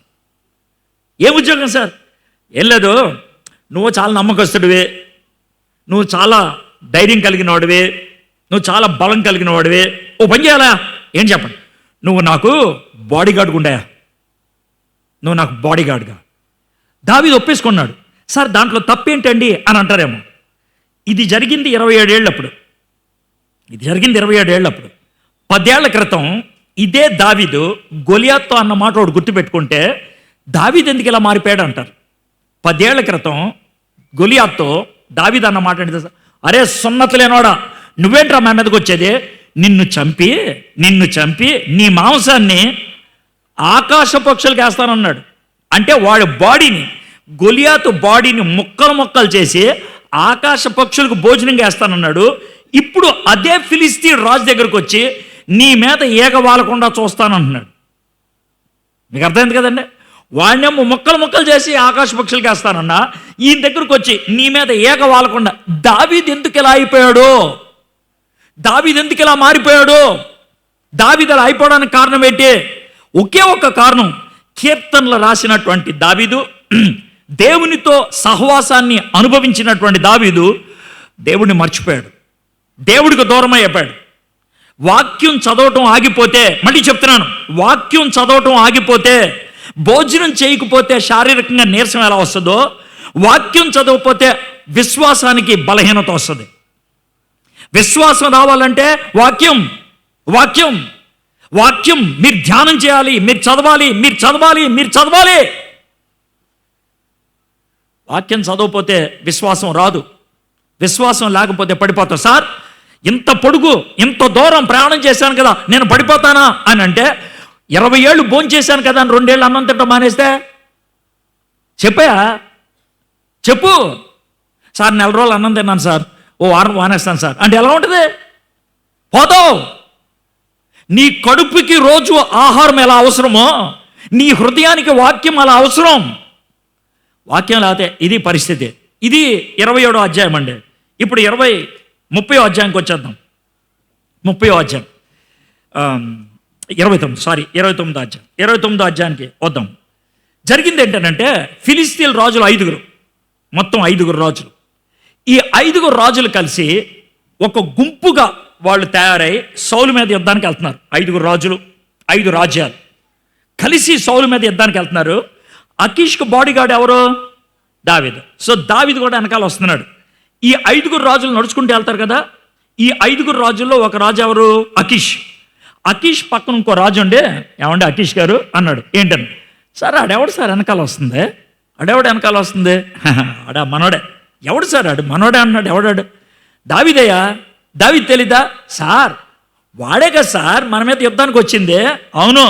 ఏమైందంటే ఇప్పుడు సార్ ఆడికిను ఈ సౌలుకి ఏదో గొడవ వచ్చిందంట సార్. వాడు ఏమన్నాడంటే, సార్ మీరు అనుమతిస్తే నేను మీ వెనకాల వచ్చేసి ఆయన్ని చంపేసి మిమ్మల్ని నేను కాపాడతాను సార్ అని అన్నాడు. అందుకే రమ్మన్నానంటే, జాగ్రత్తగానండి. ఆ పక్కనున్నవాడు ఏమంటాడు? ఏయ్ ఆడింది నమ్మేవరా? అని నమ్మద్దు. ఏ ఎందుకు నమ్మొద్దంటే వాడు ఎలాంటోడు చెప్పంటావా? దావీదు ఎలాంటోడు తెలుసా? నేను నీకు సహాయం చేస్తాను అని వెనక నుంచి వచ్చి, అర్థమైందా, మనల్ని చంపేసి మన తలకాయ తీసుకెళ్ళి సౌలుకిచ్చి, రాజా నువ్వంటే నాకు ఎంత ఇష్టమో చూడు, వెనక నుంచి వాళ్ళని వేసేసి వాళ్ళ తలకాయలు తీసుకొచ్చాను అంటాడు. పంపించేవాడే, పంపించేయి అనేటప్పటికి అకీష్కి ఏం చేయాలో అర్థం కాక వెళ్ళాడు. వెళ్ళి చూడండి 7వ వచనం, 30వ అధ్యాయం 29వ అధ్యాయం 7వ వచనం. ఫిలిస్తీన్ల సర్దార్ల దృష్టికి నీవు ప్రతికూలమైన దాన్ని చేయునట్లు నీవు తిరిగి నీ స్థలమునకు సుఖముగా వెళ్ళమని చెప్పగా, వెళ్ళిపో బాబు అన్నాడు. దావీదు ఏమని చెప్పాడంటే, దావీదు 8వ వచనం, నేనేమి చేసి తిని నా ఏలిన వాడగు, ఎవరితో అన్నాడు ఈ మాట? అకీష్తో ఏమంటున్నాడు? నా ఏలినవాడు. ఎంత ఘోరం అండి! ఇదే నోటితో నా ఏలినవాడని ఎవరిని పిలిచాడు? యెహోవా దేవుణ్ణి. ఇప్పుడు ఎవరిని పిలుస్తున్నాడు? ఎంత ఘోరం అండి!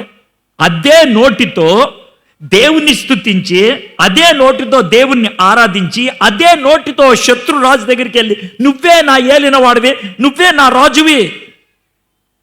దేవునికి దూరం అయితే మనం ఎలాంటి పనులు చేస్తాం ఇక్కడ అర్థమవుతుంది. దేవునికి దూరం అయితే ఇంకేమన్నాడు? నీ శత్రువులతో. ఎవరు శత్రువులు? అకీష్ శత్రువు ఎవరో? సౌలు. నీ శత్రువులతో యుద్ధము చేయుటకే నేను రాకుండానట్లు. మీకు 2 సార్లు చూపించాను కదా దావీదు సౌలుతో ఏమన్నాడు? 24వ అధ్యాయంలో 26వ అధ్యాయంలో, నేను నిన్ను చంపను, నీ జోలికి నేను రాను. ఇప్పుడు ఏం చేశాడు ఆయన? చంపడానికి వచ్చేసాడు ఆయన. ఎందుకు? దేవుడితో కనెక్షన్ పోయింది. దేవుడితో కనెక్షన్ పోతే, దేవుడితో సంబంధం పోతే, మనము ఏదైతే ప్రమాణం చేస్తామో దాన్నే చేస్తాం. ప్రభా నేను ప్రతిరోజు ప్రార్థన చేస్తా అంటావు, దేవుడితో కనెక్షన్ పోతే ప్రార్థన చేయవు. ప్రతిరోజు బైబిల్ చదువుతా అంటావు, దేవునితో సంబంధం పోతే బైబిల్ చదవవు. ప్రభా నేను ఈ పాపం చేయను అని అంటావు, మళ్ళీ చేస్తావు. నేను సీరియల్స్ చూడను అంటావు, మళ్ళీ చూస్తావు. నేను ఫేస్బుక్లో రీల్స్ చూడను అంటావు, మళ్ళీ చూస్తావు.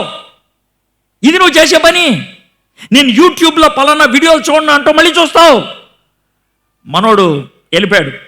నీ శత్రువులతో యుద్ధము చేయుటకై నేను రాకున్నట్లు నీ వద్దకు వచ్చిన దినము నుండి నేటి వరకు నీ దాసుడినైన నా యందు తప్పేమి కనబడినని అకీష్ను అడిగాను. దావీదు ఉన్నాడు తెలుసా? నేను దాసుడిని, నీ కాళ్ళ దగ్గర పడుండే దాసుడిని నేను. ఎంత ఘోరమైన మాట చూడండి, నీ దాసుడిని నేను. అలాగా దీనంగా మాట్లాడుతూ ఉంటే అందుకు అకీష్, దేవదూత వలె నువ్వు నాకు దృష్టికి కనబడుచున్నావని నేను ఎరుగుదును, కానీ ఫిలిస్తీన్ల సర్దార్లు ఇతడు మనతో కూడా యుద్ధమునకు రాకూడదని చెప్పుచున్నారు. ఆడపిల్లల్ని వలలో వేసుకున్నప్పుడు అబ్బాయిలు అనే మాట ఏంటి తెలుసా? నువ్వు నాకు దేవదూత, నువ్వు నాకు ఏంజల్, నువ్వు నా బంగారం. ఇది ఆరంభంలో పడేటువంటి పదాలు. ఇక్కడ ఈడు కూడా అంటున్నాడు, నువ్వు నాకు దేవదూత వలె కనబడుతున్నావు. దేవదూత, ఏంజల్. అవసరం అయిపోయిన తర్వాత ఏమన్నాడు తెలుసా? సూర్యుడు ఉదయించ ముందే వెళ్ళిపోయి అక్కడి నుంచి. అది కూడా ఎంత మర్యాదగా గెట్అవుట్ అంట్లా. మరే నువ్వు ఏమనుకోవద్దు, పొద్దున్నే వెళ్ళిపోయా మళ్ళీ కనబడితే. అది కూడా ఎంత ఎటకారంగా ఏమన్నాడు తెలుసా? కాబట్టి 10వ వచనం, కాబట్టి ఉదయమున నీవును నీతో కూడా వచ్చిన నీ యజమానుని సేవకులను త్వరగా లేవలను. పొద్దున్న లేచిపోవాలమ్మా, అలారం పెట్టమంటే పెడతాను. పొద్దున్న లేచిపో. ఉదయమును లేచి తెల్లవారుగానే బయలుదేరి పోవలనని దావీదుకి, నీ ముఖం నాకు మళ్ళీ చూపించొద్దు, నీ ముఖం నాకు మళ్ళీ చూపించొద్దు. మనల్ని కాదనే వాళ్ళు ఎలా కాదంటారంటే బూతులు తిట్టేసి కొట్టేసి వెళ్ళిపోతే బాగానే ఉంటుంది. అలా అనరు. మరే సారీ, ఇంతకాలం నీతో ఉన్నాను, సారీ ఇంతకాలం ప్రేమించినట్లు నేను నటించాను. యాక్చువల్గా చెప్పాలని నేను అంత మంచోడిని కాదు, నేను అంత మంచిదాన్ని కాదు, నువ్వు ఏమనుకోకుండా ప్లీజ్ నన్ను వదిలేసి వెళ్ళిపోయా, సారీ ఇంకెప్పుడు నాకు ఫోన్ చేయొద్దే, నాకు ఇంకెప్పుడు మాట్లాడొద్దే, బాయ్, థ్యాంక్ యూ. ఎలా ఉంది మీకు జరిగినాయి? ఎలా అంటే జరుగుతుంటాయి. దావీదుతో అకీషు వాడుకున్నంతసేపు వాడుకొని 16 నెలలు ఉన్నాడు. ఎంతకాలం? 16 నెలలు. సంవత్సరం మీద 4 నెలలు. 16 నెలలు వాడుకొని 16 నెలల తర్వాత please get up and get out. నీ ముఖం మళ్ళీ చూపించొద్దు, తెల్లారుజాము లేచిపో, సూర్యోదయానికి ముందే వెళ్ళిపో. నీ జనాన్ని అందరినీ తీసుకొని వెళ్ళిపో. చిన్నప్పుడు నాన్న చీకొట్టాడు, తర్వాత అన్నదమ్ములు చీకొట్టారు, తర్వాత రాజు చీకొట్టాడు, ఎవరి దగ్గరకో వెళ్తే వాడు చీకొట్టాడు. దావీదు వెనక్కి వెళ్ళిపోయాడు. 30వ అధ్యాయానికి వచ్చేద్దాం. 30వ అధ్యాయం. దావీదు ఇంటికి వెళ్దామని వెళ్ళిపోతున్నాడు. 3వ వచనం చదువుతున్నాను. 30వ అధ్యాయం. దావీదును అతని జనములను పట్టణంనకు వచ్చి అది కాల్చబడి ఉండటయు తమ భార్యలను కుమారులను కుమార్తెలను చెరలోకి కొనిపోబడిటుండు చూచి ఇక ఏడ్చుటకు శక్తి లేకపోవునంత బిగ్గరగా ఇంటికి వచ్చేప్పటికి ఏమైందే? ఎవరో శత్రువులు వచ్చి భార్యని పిల్లల్ని ఎత్తుకొని వెళ్ళిపోయారు. ఇల్లంతా తగలబెట్టేశారు. ఏడ్చి ఏడ్చి ఏడ్చి శక్తి లేనంత పరిస్థితిలో కుప్పకూలిపోయారు అందరూ. 6వ వచనం చూడండి. 6వ వచనం. దావీదు మిక్కిలి దుఃఖపడిన మరియు తమ తమ కుమారులను బట్టి కుమార్తెలను బట్టి జనులందరికీ ప్రాణము విసిగినందున రాళ్ళు రువ్వి దావీదును చంపుదము రండని వారు చెప్పుకొనగా. ఇప్పుడు చూడండి, తనతో పాటు 300 మంది ఉన్నారు కదా. మనోడు ఏడుస్తూ ఉన్నాడు. ఏడుస్తూ ఉంటారు, రే వేసేద్దాం రే వేసేద్దాం రే వేసేద్దాను అని మాటలు వినబడుతున్నాయి. తల పైకెత్తి చూశాడు. ఎవరో దావీదు ఏడుస్తూ చూస్తే ప్రతి వాడి చేతిలో రాయి ఉంది. 300 మంది చుట్టూ రాళ్ళు పట్టుకొని ఉన్నారు. అరే ఏంట్రా, నీ వల్లనే నా భార్య పోయింది, నీ వల్లనే నా కొడుకు పోయాడు, నీ వల్లనే నా కూతురు పోయాడు, చంపేస్తా అని రాళ్ళు పైకెత్తారు. ఇప్పుడు దావీదుకి ఎవరున్నారు? ఎవరు లేరు. చిన్నప్పుడు నాన్న కాదన్నాడు, అన్నదమ్ములు కాదన్నారు, రాజు కాదన్నారు, ఎవడో పరాయి రాజు దగ్గరికి వెళ్తే వాడు కాదన్నాడు. 300 మంది చుట్టూ పెట్టుకొని వాళ్ళని అనుకుంటే వాళ్ళు కాదన్నారు.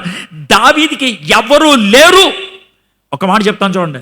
ఇక్కడ కూర్చున్నటువంటి మీలో కొంతమంది ఒకవేళ మీతో వ్యక్తిగతంగా మాట్లాడితే మీలో చాలామంది చెప్పే మాట ఏంటి తెలుసా? సార్, బయటికి నేను కనబడే అంత ఆనందంగా లేను సార్.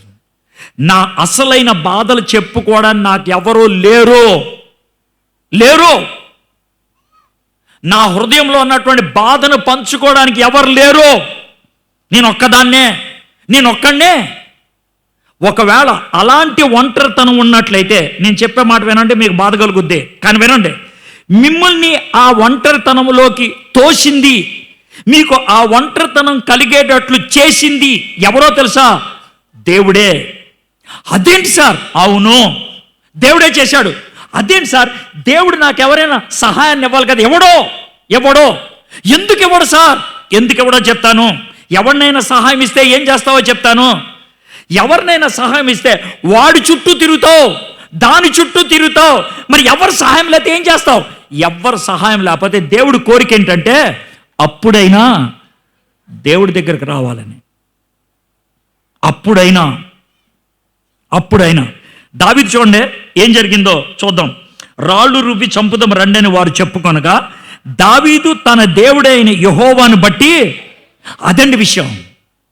అప్పుడు ఎవ్వరు లేకపోతే దేవా అని అన్నాడు ఆయన. అప్పుడు నాకు మీకు అర్థం అవడానికి చెప్తానే, ఇది మీకు సులభంగా అర్థం అవుద్ది అనుకుంటున్నాను. ఇది స్మార్ట్ ఫోన్, అంటే చేత్తో నొక్కితే పని జరిగేటువంటి ఫోన్ ఇది. ఓకే, ఈ ఫోన్ కొన్నప్పుడు మొదట్లో దీంట్లో మన సిమ్ పెట్టుకొని అన్నీ చేస్తాం కదా. చేసినప్పుడు సెట్టింగ్స్ అనేవి ఉంటాయి కదా. ఆ సెట్టింగ్స్లో అతను చెప్పింది ఏంటనంటే, నీ ముఖాన్ని బట్టి నీ ఫేస్ని బట్టి ఇది తెలుసుకుంటుంది. అది సెటప్ చేయనా అని అన్నారు. ఓకే అన్నాను. అని అంటే మనం ఫోన్ ముందుండి ఇలా ఇలా ఇలా అనాలి అనంటే మన ముఖం అంతటిని కూడా తీసుకుంటుంది. అది తీసుకొని అయిపోయింది అంటది. అయిపోయింది అన్న చెప్పిన తర్వాత ఈ ఫోన్ ఎప్పుడు తెలుసుకుంటుంది తెలుసా? ఈ ఫోన్ ఎప్పుడు పనిచేస్తుంది తెలుసా?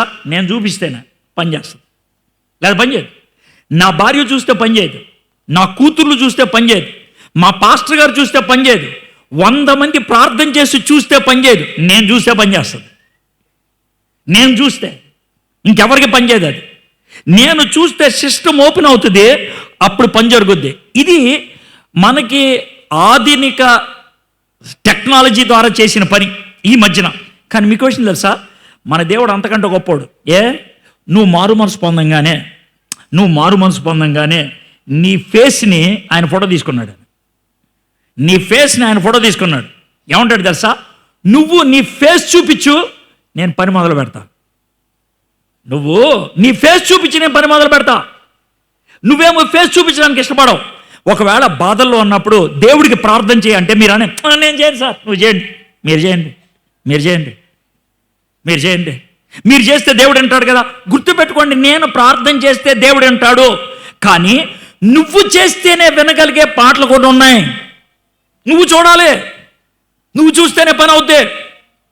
అయితే నేను ఇలా చూడంగానే వెంటనే తెలుసుకుంటుంది. ఇది వెంటనే ఎక్కువ టైం పట్టదు. మహా అయితే అరసెకండ్ పట్టుద్ది అది తెలుసుకోవడానికి. 16 నెలలు దేవుడికి దూరంగా ఉన్నాడు దావీదు.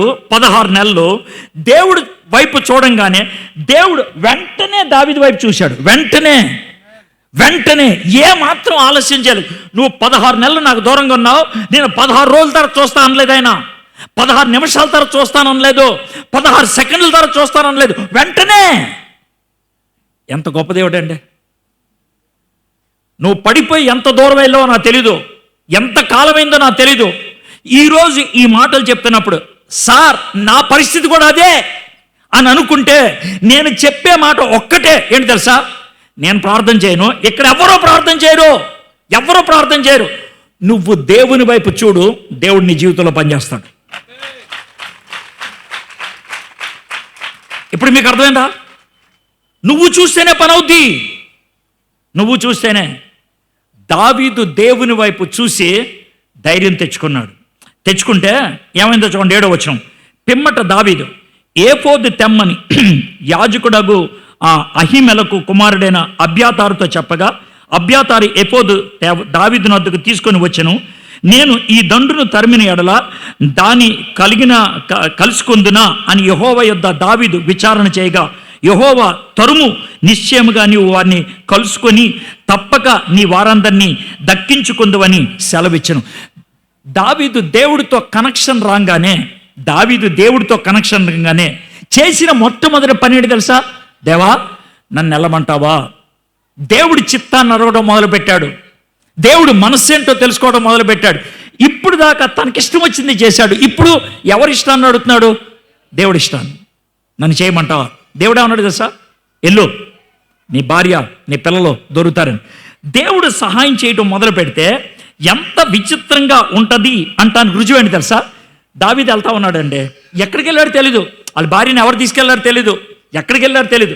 వెళ్తా ఉంటే ఒక సైనికుడు దెబ్బలు తగిలి పడిపోయి ఉన్నాడు. దావీదు అంటాడు, ఆడు కొంచెం నీళ్ళు ఇవ్వండిరా అని. నీళ్ళు ఇచ్చి వాడికి కట్లు గిట్లు కడతా ఉండి అడిగారు, బాబు నువ్వు ఎవడవే అని. సార్ నేను అమాలేకండి సార్. ఎందుకు ఇక్కడ పడిపోయి ఉన్నా సార్? ఇగో మా వాళ్ళంతా ఈ ఊరిని తగలబెడతానికి వచ్చారు అని అంటే, అవునా, అది మా ఊరే. అయ్యో సారీ సార్, ఏం పర్లేదులే. మరి మా భార్యల్ని పిల్లల్ని వాళ్ళు ఎక్కడికి తీసుకెళ్లారు తెలుసా? తెలుసు సార్, నాకు తెలుసు సార్. మమ్మల్ని అక్కడ తీసుకెళ్తావా? తీసుకెళ్తాను సార్. కానీ ఒక చిన్న మాట సార్, చెప్పండి. నన్ను మీరు చంపర్రా, నన్ను వాళ్ళకి అప్పచెప్పవరా. మీరు ఆ 2 మీరు ఒప్పుకుంటే కదా తీసుకెళ్తానని ఇతను తీసుకెళ్ళిపోయాడు దావీదుని. ఇగో సార్ ఇక్కడ ఉన్నారు చూడండి. దావీదు వాళ్ళ మీద యుద్ధం చేసి గెలిచి 18వ వచనం చూడండి. 18వ వచనం. ఈలాగున దావీదు అమాలేకులు పోయిన దాన్ని అంతటినీ మొత్తం అంతా వచ్చింది వెనక్కి, మొత్తం వెనక్కి తెచ్చేసుకున్నాడు. పోయిందంతా మళ్ళీ వచ్చేసింది వెనక్కి. ఎప్పుడు? దేవుడితో కనెక్షన్ వచ్చినప్పుడు, దేవుడితో తిరిగి సంబంధం ఏర్పడినప్పుడు. కోల్పోయావా నువ్వు? నష్టం వచ్చిందా? దొంగతనం జరిగిందా? పగిలిపోయాయా? ఇరిగిపోయాయా? ఏమైనా సరే దేవుని దగ్గరికి తిరిగి వస్తే, దేవుడితో సంబంధం ఏర్పరచుకుంటే దేవుడు మనతో మాట్లాడుతూ మొదలు పెడతాడు. దేవుడు మనతో సహవాసం చేయడం మొదలు పెడతాడు. దేవుడు తన మనస్సుని మనకు అప్పగిస్తాడు, చెప్తాడు. దేవుడు మనకి మార్గం సరళం చేస్తాడు. పోయిన దాన్ని తిరిగిస్తాడు ఆయన. అయితే అది ఎప్పుడు జరుగుద్ది? తిరిగి మనం దేవునితో సంబంధం ఏర్పడితే. తిరిగి మన దేవునితో సంబంధం ఏర్పడినాడు. ఈ మధ్యాహ్నం దావీదు గురించి కథలాగా చెప్పాను. చిన్నప్పటి నుంచి తనకి 28, 29 వయసు వచ్చేదాకా దావీదు ఏం చేశాడో మీకు చెప్పాను. దావీదు ఎలా వ్యవహరించాడో మీకు చెప్పాను. ఎలాగ పడిపోయాడో మీకు చూపించాను. తిరిగి దేవుడు ఎలాగ తన వైపు తిప్పుకున్నాడో మీకు చూపించాను. మీ జీవితంలో ఈ వాక్యం అంతా వింటున్నప్పుడు, సార్ నా పరిస్థితి అదే, ఈ విషయాల్లో నేను దావీదు లాంటి దాన్ని, దావీదు వంటి వాణ్ణి అని చెప్తారా? దావీదు ఏ విధంగా వెనక్కి తిరిగి దేవుడి వైపు చూశాడో మీరు కూడా దేవుని వైపు చూడటానికి ఇష్టపడుతున్నారా?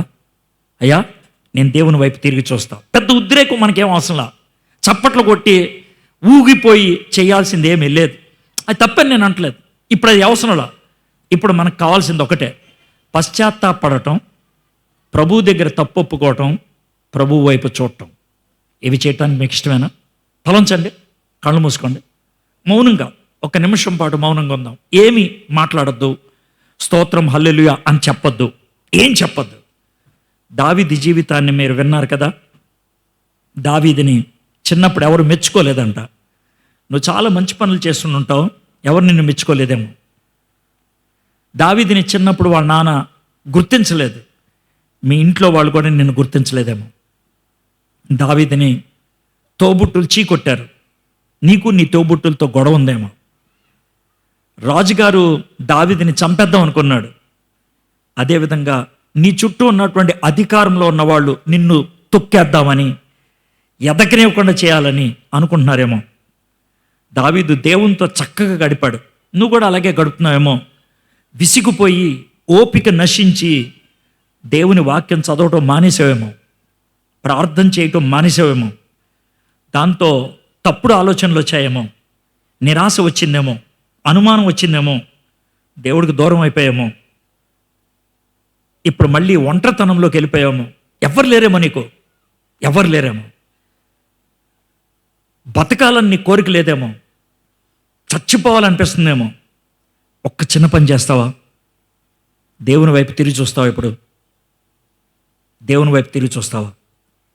అయ్యా, అయ్యా, నన్ను క్షమించు, నన్ను క్షమించు, ఆ మాట చెప్తావా? దావీదు దేవుని వైపు చూశాడు, బలం తెచ్చుకున్నాడు. దేవుడు వెంటనే దావీదుతో మాట్లాడుతూ మొదలుపెట్టాడు, ప్రభా, నాకు ధైర్యం ఇవ్వు, నాకు ధైర్యం ఇవ్వు, నాకు విశ్వాసం ఇవ్వు, నాకు విశ్వాసం ఇవ్వు. నీ వాక్యం ద్వారా నాకు విశ్వాసం కావాలి, నీ సన్నిధి ద్వారా నాకు ధైర్యం కావాలి. ఇప్పుడే ఇప్పుడే ప్రభా. అడుగుదాం మనం, ప్రభా నాకు విశ్వాసం, ధైర్యం ఇవ్వండి ప్రభా. పడిపోయిన నన్ను నిలబెట్టండి ప్రభా, పడిపోయిన నన్ను నిలబెట్టండి ప్రభా. జారిపోయిన నన్ను స్థిరపరచండి ప్రభా, స్థిరపరచండి ప్రభా. నేను అనుమతిస్తేనే నువ్వు స్థిరపరిచేది, నేను అంగీకరిస్తేనే నన్ను నిలబెట్టేది. ప్రభా, నీకు అనుమతిస్తున్నా, నేను అంగీకారాన్ని చెప్తున్నాను ప్రభా, నన్ను నిలబెట్టండి. పడిపోయాను నేను, పడిపోయాను నేను, జారిపోయాను నేను, నన్ను నిలబెట్టండి ప్రభా, నిలబెట్టండి. అడుగుదామా? దేవుణ్ణి అడుగుదాం, మనకు సహాయం చేస్తాడు. చిన్న ప్రార్థన చేసి నేను ముగిస్తాను. నాకు తెలుసు ఇది కొంచెం కఠినమైన పని, కానీ ఒక చిన్న మాట. అదేవిధంగా తలంచి కళ్ళు మూసుకున్నప్పుడు నేను పడిపోయాను. ఈరోజు దేవుడు నాతో మాట్లాడాడు. దేవుడి వైపు తిరిగి చూస్తానికి ఇష్టపడుతున్నాను నేను. తిరిగి నిలబెట్టమని దేవుడిని అడుగుతున్నాను నేను. తిరిగి నిలబెట్టమని నేను దేవుడిని అడుగుతున్నాను. ఒకవేళ అలాంటి ఖచ్చితమైన ప్రార్థన మీలో ఎవరన్నా చేస్తున్నట్లయితే మీ కుడి చేయి పైకెత్తి చూపించండి, నేను మీ గురించి ప్రార్థన చేస్తాను. అయ్యా, పడిపోయాను నేను, నన్ను నిలబెట్టండి. పడిపోయాను నేను, నన్ను నిలబెట్టండి. సిగ్గుపడద్దు, సిగ్గుపడద్దు. దావీదు అంతటి వాడు పడిపోయాడు. ఆయన గురించి బైబిల్లో రాశారు, మనందరం చదువుకున్నాం. ఈరోజు దేవునికి హృదయానుసారుడానికి బిరుదు ఉంది. ప్రభా, నేను జారిపోయాను ప్రభా, నన్ను నిలబెట్టండి, నన్ను క్షమించండి ప్రభా, నన్ను నిలబెట్టండి. చేతులెత్తిన వాళ్ళు దించేయండి. మీకు ఇష్టమైతే చేతులెత్తిన వాళ్ళు మాత్రమే ఉన్న చోట లేచి నిలబడి తలంచుకొని కళ్ళు మూసుకుంటారా? చిన్న ప్రార్థన చేసి నేను ముగిస్తాను. నేను ఒక్క నిమిషం టైం ఇస్తాను. మీకు ఇష్టమైతే ఎవరైతే చేతులు ఎత్తారో వాళ్ళు మాత్రమే ఉన్న చోట లేచి నిలబడి తలంచి కళ్ళు మూసుకోండి. కూర్చున్న వాళ్ళు, మోకరించిన వాళ్ళు మీరు కళ్ళు తెరిచి చూడాల్సిన అవసరం లేదు. దేవుడు మీతో మాట్లాడితే, మీ జీవితంలో అలాంటి మార్పు కావాలని మీకు ఆశ ఉంటే మీరు ఒక నిర్ణయం తీసుకోండి. నా దేవా, నా ప్రభా, ఎవరైతే లేచి నిలబడ్డారో, కొంతమంది సిగ్గుపడి లేచి నిలబడటానికి భయపడ్డారు, చేతులెత్తి చూపించారు ప్రభా. ప్రతి ఒక్కరు హృదయాన్ని చూసేటువంటి దేవుడు తండ్రి. నాయన, జారిపోయాను, దూరం అయ్యాను, నన్ను క్షమించు, నీ వైపు తిరుగుతున్నాను అని వీళ్ళు అడుగుతుండగా ప్రభా మీ కార్యం జరిగించమని అడుగుచున్నాను. స్థిరపరచండి ప్రభా జీవితాన్ని. నీ వాక్యాన్ని ఎప్పటికీ మర్చిపోకున్నట్లు ఒక నిర్ణయం తీసుకోవడానికి సహాయం చేయండి. ప్రార్థన, వాక్యము, సహవాసం వీరి జీవితంలో ప్రభా స్థిరపరచగలిగినట్లు సహాయం చేయండి. ఈ మంచి సమయాన్ని మాకు ఇచ్చినందుకు వందనాలు చెల్లిస్తూ యేసు నామములో ప్రార్థన చేయుచున్నాను తండ్రి. ఆమేన్.